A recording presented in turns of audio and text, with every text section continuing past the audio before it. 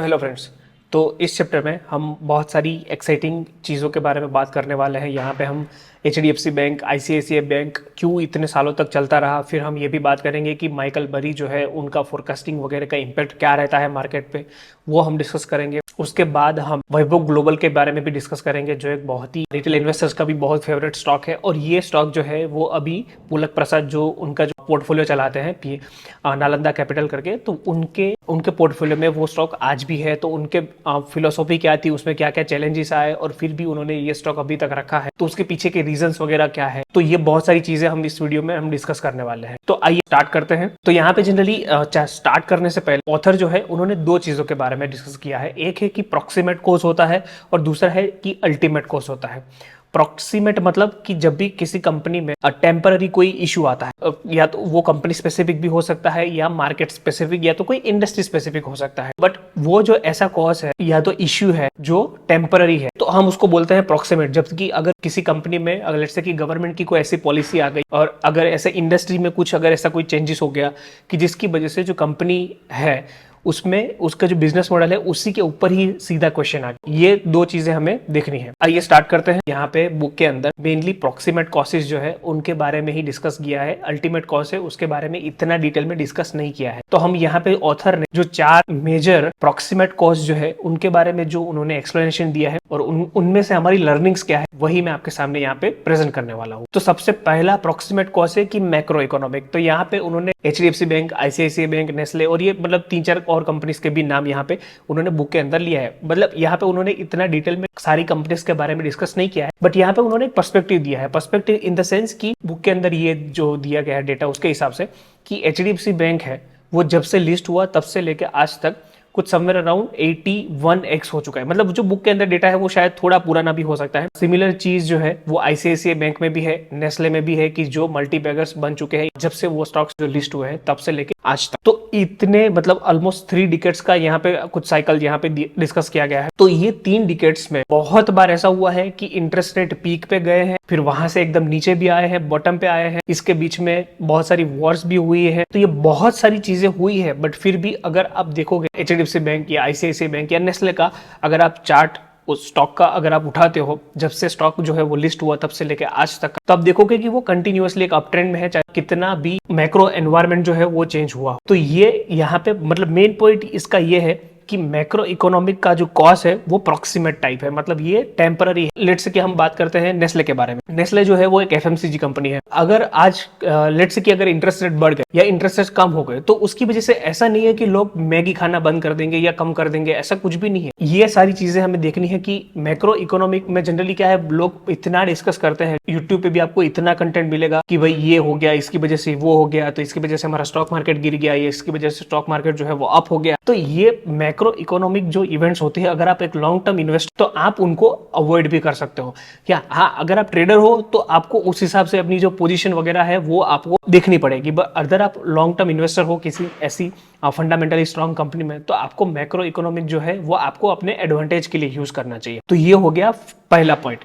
फिर second point क्या था कि जनरली कभी कभार ऐसा भी होता है कि मार्केट रिलेटेड कोई कॉजेस भी आ जाता है, मतलब अगेन वो टेम्पररी कॉजेस होते हैं। तो यहाँ पे बुक के अंदर जो है वो किसी एक दूसरा बंदा है उसका बारे में दिया गया है कि वो कैसे फोरकास्ट वगैरह करता था। यहाँ पे हम माइकल बरी के बारे में डिस्कस करेंगे। फॉर एग्जाम्पल माइकल बरी जो है वो 2008 में जो हाउसिंग बबल जो हुआ था उनको उन्होंने सक्सेसफुली प्रिडिक्ट किया था और उसमें से उन्होंने बहुत सारे पैसे भी कमाए। बट अभी भी मतलब हम देखते हैं कि बहुत सारे मीडिया हाउसेस है तो वो भी माइकल बरी का जो कोई पोजिशन अगर रहता है, कोई शॉर्ट होता है या वो कोई ट्वीट करते हैं तो उसके बारे में भी वो बहुत एनालिसिस करते हैं और बोलते हैं कि भाई ये हो जाएगा, माइकल बरी ने यहाँ पे शॉर्ट पोजीशन लिया है तो ये शायद नीचे जा सकता है। ऐसा बहुत सारा फोरकास्टिंग चलता रहता है। तो यहाँ पे अल्टीमेटली शॉर्ट एंड स्वीट अगर लैंग्वेज में अगर हम समझे तो पुलक प्रसाद जी हमें ये कहना चाहते हैं कि किसी भी अगर अच्छे से अच्छा अगर बंदा कोई है जिसने बहुत कुछ प्रेडिक्ट किया है और उसमें से बहुत सारी चीजें अगर सही रही है ना, तो भी उसका ये चांसेस बहुत ही कम है कि वो जो नेक्स्ट अगर कोई क्राइसिस है अगर वो उसको सक्सेसफुली प्रेडिक्ट कर पाएगा। मतलब फ्यूचर कोई नहीं देख सकता, यहाँ पे उनका पॉइंट यही है कि आपको फोरकास्टिंग रिलेटेड मतलब क्राइसिस का हो या किसी भी चीज का हो, उस पर आपको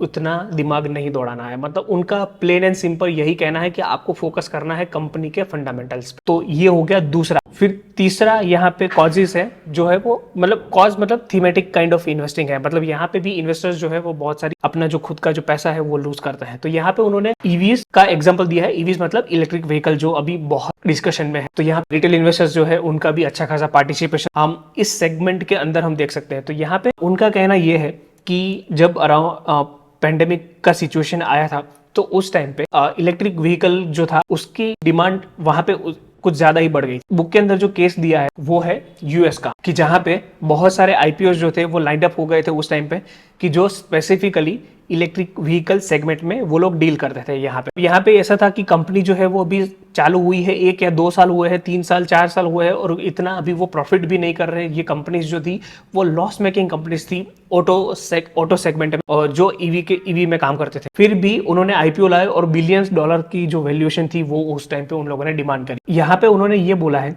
कि जब भी आप थीमेटिक इन्वेस्टिंग करते हो तो आपको ये पता नहीं रहता है कि आज से 5 साल 10 साल बाद आपको एग्जैक्टली उसमें से विनर कौन सा होगा। मतलब बहुत सारे प्लेयर्स हैं। फॉर एग्जांपल अगर हमें तो यहाँ पे पता है कि चलो टेस्ला जो है वो अच्छा खासा उन्होंने अपने शेयर होल्डर के लिए वेल्थ क्रिएट किया है, कंपनी जो है वो प्रॉफिटेबल है, बहुत सारी चीजें वहां पे है। बट हर एक टेस्ला के सामने वहां पे निकोला भी है। तो ऐसी भी बहुत सारी कंपनी है। अगर आपने निकोला के बारे में नहीं पढ़ा है तो आप प्लीज गूगल करें, निकोला के बारे में आपको बहुत सारी इंफॉर्मेशन मिलेगी। निकोला भी टेस्ला जैसी ही कंपनी थी, बट आज अगर आप स्टॉक प्राइस का अगर चार्ट देखोगे तो आपको पता चलेगा कि कंपनी का स्टॉक प्राइस था वो बहुत ही ज्यादा क्रैश हो गया है। और उसके रीजन क्या है तो वो भी आप ऑनलाइन सर्च कर सकते हो, कभी और दिन हम वो भी डिस्कस करेंगे।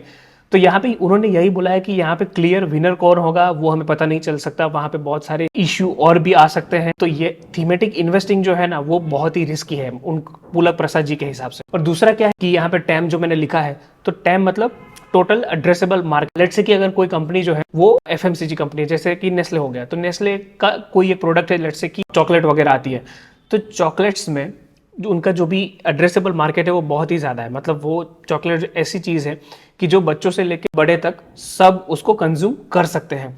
तो जो टोटल एड्रेसेबल मार्केट हो गया वो बहुत ही बड़ा हो गया। तो सेम चीज़ यहाँ पे वही हुआ कि जब ईवीज के आईपीओ वगैरह आ रहे थे, जो लॉस मेकिंग कंपनीज थी वो भी क्या कर रहे थे कि वो डिमांड मतलब वो भी क्या कर रहे थे कि जो वैल्यूएशन वो डिमांड कर रहे थे, मतलब $5 बिलियन, $10 बिलियन, $2 बिलियन, तो उस वैल्यूएशंस को जस्टिफाई करने के लिए वो हमेशा ऐसा बोलते थे कि हमारा जो टोटल एड्रेसेबल मार्केट जो है वो बहुत ज़्यादा है, मतलब हम बहुत ज़्यादा सेल्स कर सकते हैं, हमारी ग्रोथ जो है वो बहुत ज़्यादा आ सकती है, और अल्टीमेटली हमारी जो प्रॉफिटेबिलिटी है वो भी बहुत अच्छी खासी हो सकती है, और इसी वजह से हमारा ये जो वैल्यूएशन है वो जस्टिफाइड है।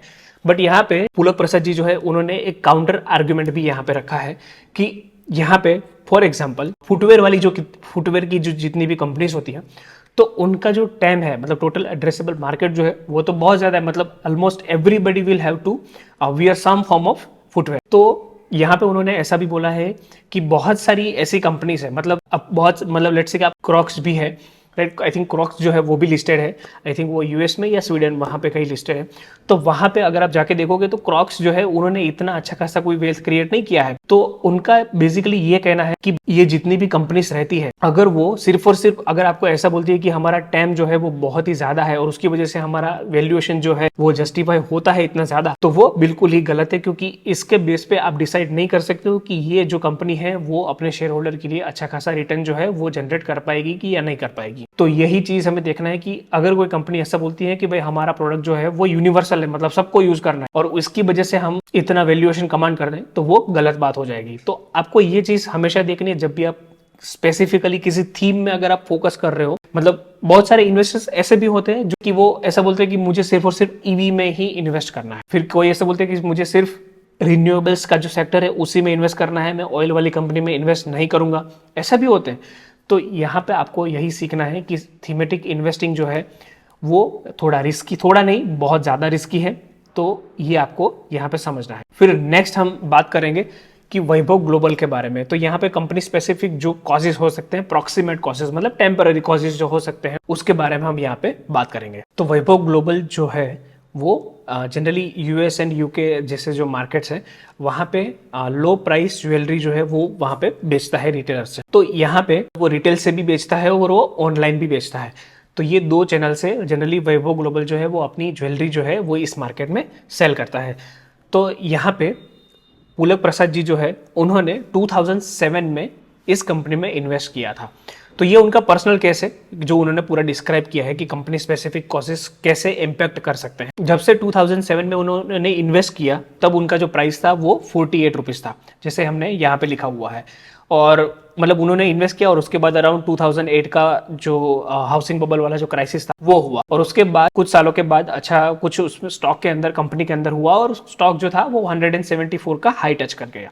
बट फिर वहां से स्टॉक जो था वो कंटिन्यूअसली करेक्ट होता गया और कंटिन्यू एक टाइम ऐसा आ गया कि स्टॉक का जो प्राइस था वो अराउंड 2016 या 17 में 54 रुपये तक पहुंच गया।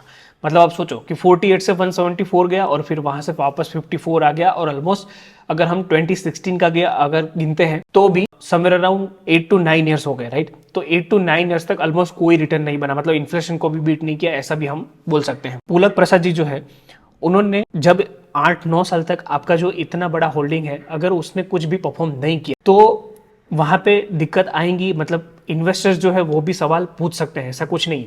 तो यहाँ पे पुलक प्रसाद जी की जो टीम थी उनके बीच में भी इंटरनली भी ये डिस्कशन हुआ कि वैभव ग्लोबल को हम पोर्टफोलियो में रखें या ना रखें। मतलब बहुत सारे चैलेंजेस थे।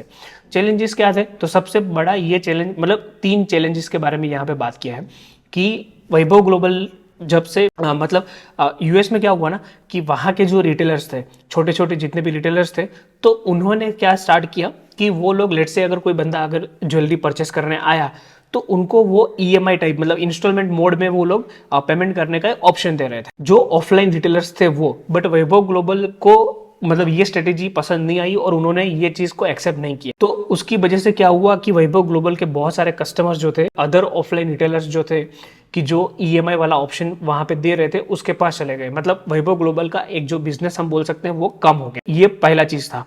फिर दूसरा हुआ कि जो डिजाइन मतलब उनका जो टेक प्लेटफॉर्म है, तो जैसे हमने बोला कि वो एक ऑफलाइन रिटेलर्स के थ्रू भी बेचते हैं और ऑनलाइन भी बेचते हैं। तो ऑनलाइन वाला उनका जो टेक्नोलॉजी का जो प्लेटफॉर्म है जहां से कस्टमर जो है वो ज्वेलरी जो है वो बाय कर सकता है, वो इतना अच्छा नहीं था। मतलब यहाँ पे वैभव ग्लोबल के जो कंपटीटर्स थे उनके कंपैरिजन में वैभव ग्लोबल की जो वेबसाइट और उनका जो टेक प्लेटफॉर्म था वो बहुत ही वीक था। तो इसकी वजह से बहुत सारे कस्टमर मतलब उनका भी प्रेफरेंस रहता है कि वो कोई अच्छी जगह से बाय करे, तो इसकी मतलब ये प्लेटफॉर्म जो था वो सही नहीं था और उसकी वजह से कस्टमर जो थे ऑनलाइन जो बाय भी कर रहे थे वो भी स्विच कर गए। और फिर तीसरा रीजन ये था कि बहुत सारे सीनियर मैनेजर्स जो थे वैभव ग्लोबल में उन्होंने भी कंपनी छोड़ दी। मतलब किसी जगह पे वो फायर कर दिया था जो कंपनी के जो सीईओ थे उन्होंने, और कहीं जगह पे जो सीनियर मैनेजर थे उन्होंने वहां से मतलब दूसरी कंपनी मतलब उन्होंने कॉम्पिटिटर्स वगैरह ज्वाइन कर लिया अच्छी सैलरी के लिए।